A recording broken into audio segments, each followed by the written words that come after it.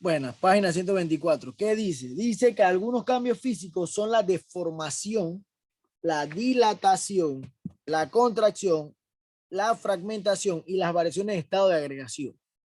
Bien, eso lo va a subrayar. ¿Qué son cambios físicos? Si le pregunto algunos cambios físicos, ¿cuáles son los cambios físicos? Usted lo tiene ahí. Si le pregunto, explique los cambios físicos, es lo que voy a hacer ahora. Eso lo hace con su palabra. ¿Qué es la deformación? Dice, consiste en el cambio de forma de un cuerpo debido a la aplicación con una fuerza externa sobre él. La deformación depende de la intensidad de la fuerza aplicada y la superficie sobre el cual se ejerce la fuerza y las características del objeto al que se aplica la fuerza. Los materiales capaces de recuperar su forma original al cesar la fuerza que los deforma se denominan elásticos. Eso lo subrayan, ¿bien? Usted alguna vez ha visto un elástico, los elásticos de los calzoncillos, las ligas, que usted las estira pero ya regresan a su forma. Esos son deformaciones, ocurre una deformación pero ellas regresan a su forma original, ¿bien? En cambio, si usted agarra una... ¿Qué dice elástico, profe? Ajá. Si usted agarra una cuchara y la vira, la cuchara queda virada, queda deformada, pero no vuelve a su estado original. Ella no es elástica, ella es inelástica. Bien, entonces hay que volverla a poner a su forma. Eso es una deformación. La deformación siempre ocurre. ¿Ok? Siempre va a ocurrir deformación. Bien, eso es uno de los cambios físicos que ocurren en la materia.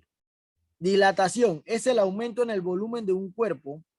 Dicho fenómeno se da cuando los materiales ganan calor. Bien, las partículas que lo forman se mueven más rápido y se alejan unas de otras. Bien, si alguna vez usted ha visto, hay un experimento donde lo puede hacer en su casa. Agarran una botella de vidrio y le echan un fósforo adentro. El fósforo queda prendido. Inmediatamente cuando tienen el fósforo lo tapan con un huevo sancochado. Cuando va pasando el tiempo, el huevo se dilata tanto que entra por la boca de la botella y queda dentro de la botella. Bien, eso es dilatación. ¿Ok? Se dilata, se va abriendo, se achica, se expande, dependiendo de a dónde quiere entrar el objeto. Bien, las partículas que lo forman se mueven más rápido y se alejan unas de otras. En general, los gases se expanden más que los líquidos y estos más que los sólidos. El agua, sin embargo, se dilata cuando pierde calor, es decir, cuando se enfría. La dilatación y la contracción son procesos contrarios. ¿Ok? La dilatación ocurre bastante. Bien, la piel se dilata cuando se estira. Las mujeres cuando van a tener los hijos hacen una dilatación que hace que usted pueda tener al niño, que se dilatan hasta 10 centímetros. Las mujeres al tener a su hijo, eso es dilatación. Vamos a contracción. Contracción es la disminución en el volumen de un cuerpo. Se conoce como contracción. Ocurre cuando los materiales pierden calor. Los materiales pierden calor. ¿Qué ocurre cuando los materiales pierden calor? Ellos empiezan a contraerse. Se contraen, se ponen duros. Sus partículas se mueven con mayor lentitud. Esto hace que se acerquen unas a otras. La mayoría de los materiales se contraen cuando se enfrían. Por ejemplo, la madera y el hierro. El agua es un caso particular y se contrae cuando gana calor. El agua sí es al revés a todos los demás objetos. Bien. Entonces, es importante saber que los objetos se contraen cuando ganan, cuando están fríos, porque si usted alguna vez ha agarrado o mete la mano en el congelador, usted mete la mano en el congelador, se le va a enfriar, ¿cierto? Cuando usted la saca más o menos como, la siente como tiesa. Eso es contraerse. Igual que la comida que usted mete en el congelador, mete una carne normal, cuando la saca está dura, está contraída. Ella empieza a dilatarse cuando usted la saca y empieza a perder el hielo. Eso es dilatación y contracción. Son contrarios. Bien. Fragmentación es la ruptura de un objeto cuando se corta, se divide o se parte. Por ejemplo, al quebrar un vidrio o al cortar un hilo de cobre. Fragmentación es cuando cortan algo. Corta una madera, corta un pedazo de hierro, corta, como se dice, se parte el vidrio o corta un hilo de cobre. esa fragmentación se parte en varios pedacitos, pero sigue siendo el mismo objeto. Bien. Y por último están los cambios de estado. ¿Qué son los cambios de estado? Es la transformación física en la que una sustancia pasa de un estado de agregación a otro. Por ejemplo, de líquido a gas, de gas a sólido, de sólido a líquido y así. Los factores que determinan los cambios de estado, ¿quiénes son? Eso lo subrayan. La temperatura y la presión. Los cambios de estado están determinados por la temperatura y la presión. Siempre están determinados por esos dos. La temperatura, cuando la temperatura sube, cambia la cantidad de energía cinética de las partículas, aumenta. Si la temperatura disminuye, la energía cinética de sus partículas también disminuye. Presión, el estado de una sustancia podría cambiarse si se somete a grandes cambios de presión, aunque no se modifica su temperatura. Por ejemplo, un gas puede pasar de estado líquido si sobre él se aplica una gran presión. Bien, que eso es lo que hacen cuando agarran y meten los gases en los tanques. Bien, está a mucha presión. Cambios químicos de la materia. Vamos a ver los cambios químicos de la materia. Dice que son alteraciones que experimenta la sustancia de su estructura interna. Eso lo subrayo. Bien, los cambios físicos es algo que usted observa y ocurre en la parte física del objeto. Color, sabor, olor. Cambio de color, cambio de sabor, cambio el olor. Se partió, pero sigue siendo el mismo objeto. Esos son cambios físicos. Pero los cambios químicos vienen internos. El objeto pasa de ser una cosa a ser otra, desde dentro. Bien, en estos cambios aparecen nuevas sustancias, propiedades muy distintas. Por ejemplo, la combustión de la madera genera dióxido de carbono, agua y cenizas, además de liberar energía en forma de luz y calor. La madera, cuando usted la quema, se vuelve carbón y el humo que bota es dióxido de carbono. Y además de eso bota agua. O sea que ella cambió, ya no es madera, ahora es otras tres cosas que componen la madera. Los cambios químicos corresponden al proceso irreversible, no se pueden regresar atrás, en los cuales no se puede regresar al estado inicial, ya que la composición interna de la sustancia se ha transformado. Usted no puede agarrar las cenizas de la leña que acaba de hacer su papá o del carbón que acaba de hacer su papá para hacer la carne asada y volverla de nuevo madera. No puede. Usted no va a agarrar y que, ay, pobrecita la madera, la voy a pegar. No puede. Bien, no puede hacer eso porque los cambios químicos no son reversibles. Dice, en las transformaciones químicas ocurren reacciones químicas. Una reacción química se define como un proceso mediante el cual una sustancia denominada reactantes se transforma para dar lugar a sustancias diferentes llamadas productos. Eso tiene que subrayar. Bien, igual que la definición de cambio químico que está en el primer párrafo. Bien, estamos en la página 125 para los que acaban de entrar. 125. Entonces, sigo. Durante las reacciones se rompen enlaces químicos, es decir, las uniones que hay entre los átomos de los reactantes. Se forman nuevos enlaces que dan origen a los productos. Es decir, los átomos se reordenan y se pierden en su cantidad de identidad. En consecuencia, la masa permanece constante. Bien. Ahora vamos a ver algunos cambios o formas de crear un nuevo compuesto. Dice que se forman precipitados, cambio de color, cambio de temperatura y desprendimiento de gas. Se lo subrayamos, profe. Lo subraya. Bien, subraya esos cuatro. Entonces, forma de precipitado. Un precipitado es un residuo sólido insoluble que se forma durante una reacción química. Puede ser incoloro o tener alguna coloración. Cuando se realiza una práctica en laboratorio es fácil observar su presencia en el fondo de un vaso precipitado. ¿Qué es una forma de precipitado? A veces agarran, cuando si usted llega a estudiar ciencia en el laboratorio de química o biología, se agarra un reactivo y se le mete ciertas cosas para ver si destruye ese objeto. Se le mete un pedazo de hierro, se le mete un pedazo de cobre, y al estar deshaciéndose, lo que queda abajo es el precipitado. Queda como un grumo. Eso es el precipitado. Es lo que se ve ahí que dice que puede ser de color o no tener color. Cambia el color. El color es una propiedad de la materia muy fácil de reconocer en un laboratorio. Los cambios en la coloración indican generalmente que ocurrió ¿Qué ha ocurrido? ¿Qué está ocurriendo en una reacción química? Cierto. Te llega a estudiar ciencias, cuando se mezclan varias sustancias, si se echa una sustancia y luego se echa otra, cambia de color, de verdad, como salen las cómicas. Obviamente no se va a poner verde o de esos colores, pero sí cambia de color. Toma otro tono de color gracias a que dos sustancias se han combinado. Bien, para crear una nueva sustancia. Cambio de temperatura. Durante una reacción química se pueden evidenciar dos fenómenos relacionados con la temperatura. El primero, cuando en la reacción ocurre una liberación de energía y por consiguiente un aumento en la temperatura. Y el segundo, cuando se produce una absorción de energía que se manifiesta mediante el descenso de la temperatura. Bien. En los laboratorios se usa algo que se llama mechero de Bunsen. El mechero de Bunsen, ahí se le enseña cuál flama es la verdadera flama que quema y cuál no.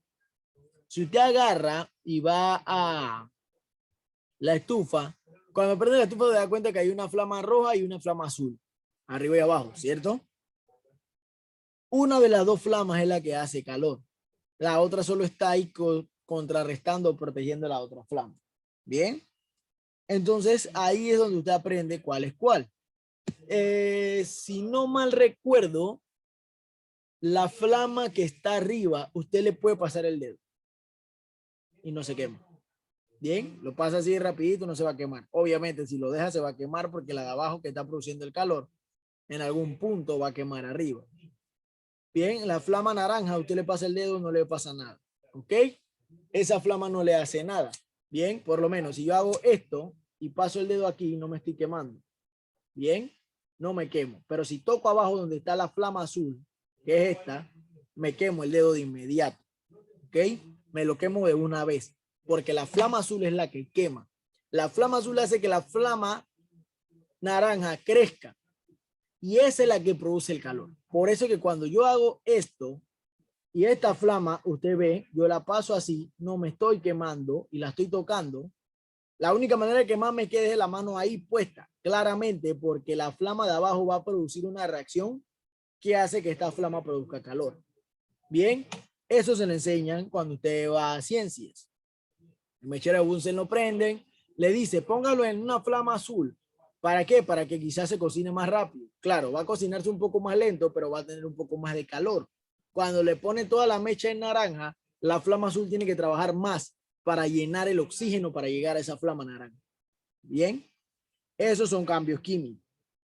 Cuando en un desprendimiento de gases, cuando en una reacción se forma un producto en estado gaseoso, el desprendimiento de los gases a temperatura ambiente evidencia la reacción que ocurre o que ha ocurrido o o está en un proceso y que se está formando una nueva sustancia en estado gaseoso.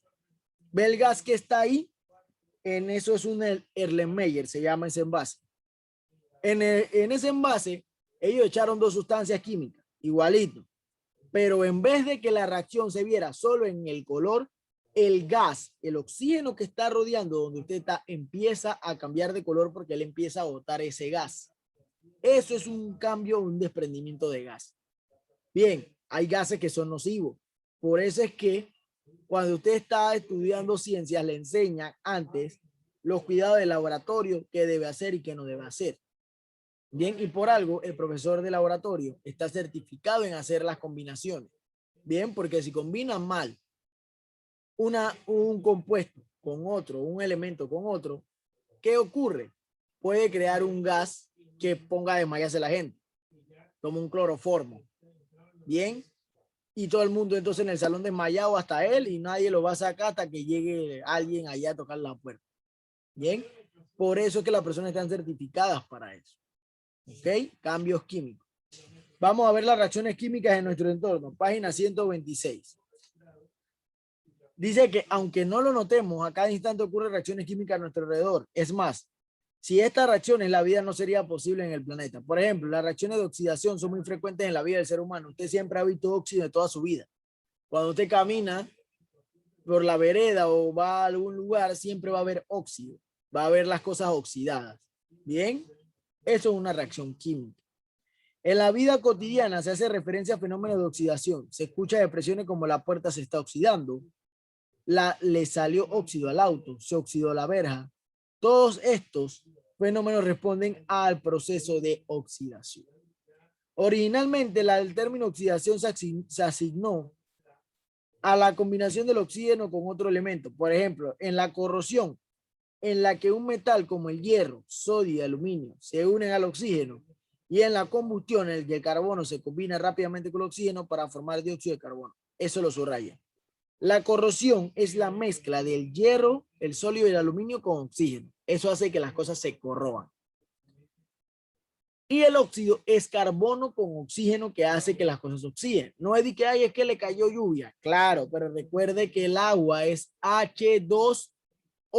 O sea que el agua contiene oxígeno. No es la H que lo corroe, no es el hidrógeno.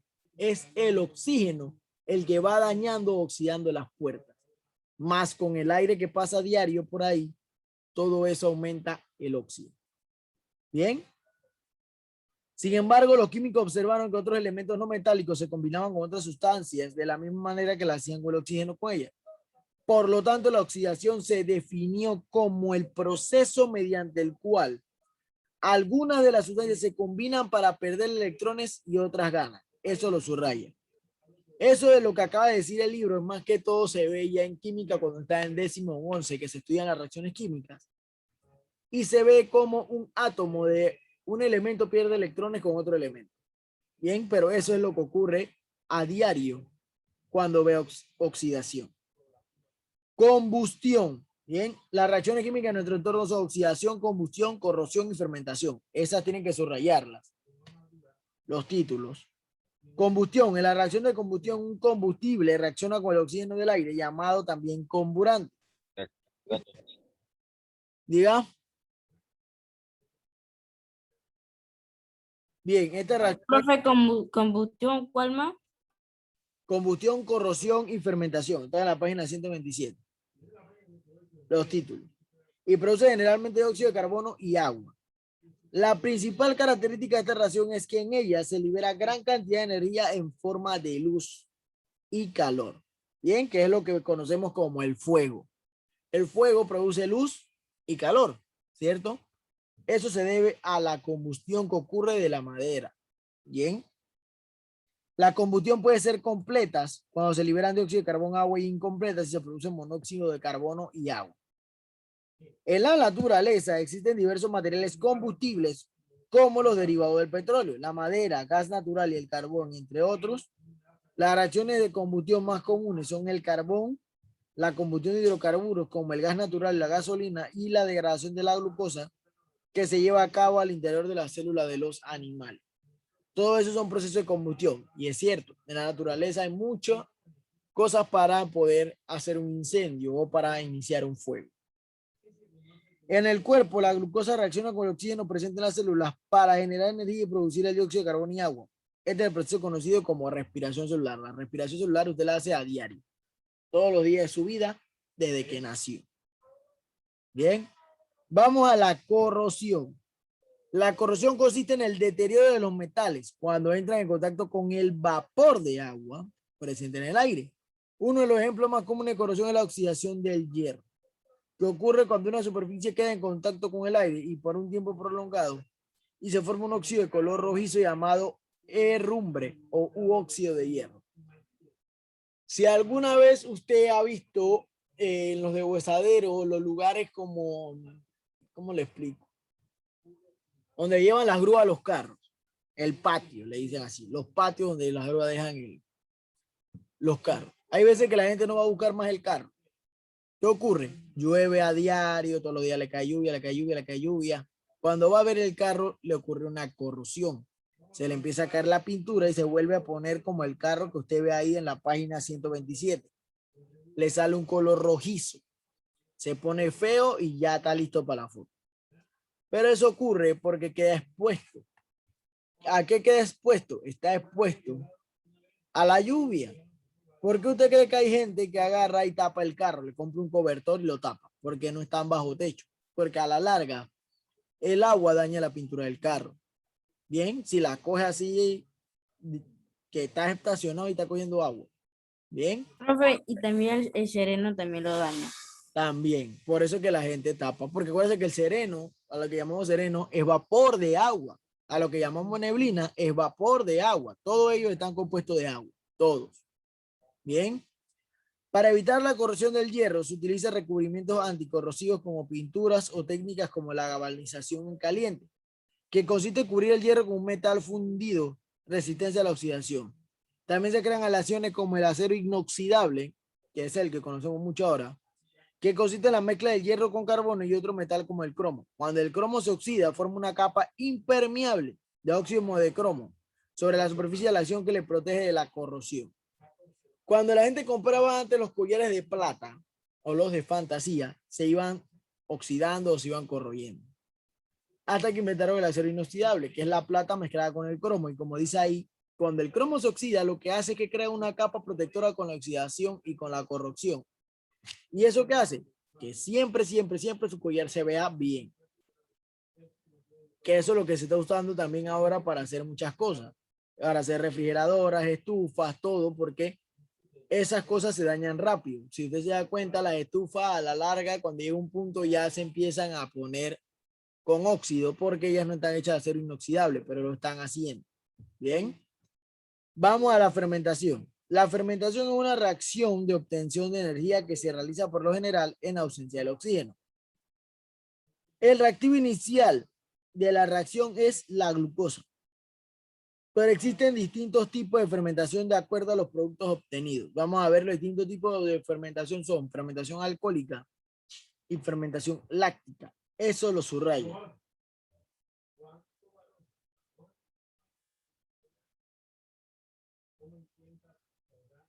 Bien. La fermentación alcohólica, sus productos finales son el etanol y el dióxido de carbono. La realizan ciertos microorganismos como las levaduras que se emplean en elaborar pan. Bien. La fermentación alcohólica es lo que vemos que se hace cerveza, se hace alcohol, eso que se hace para la vida social, ¿no? Entonces, eso lo hace especialmente con levadura. Todo lo que es alcohol se hace especialmente con levadura. Se fermenta la levadura y de ahí se saca el líquido.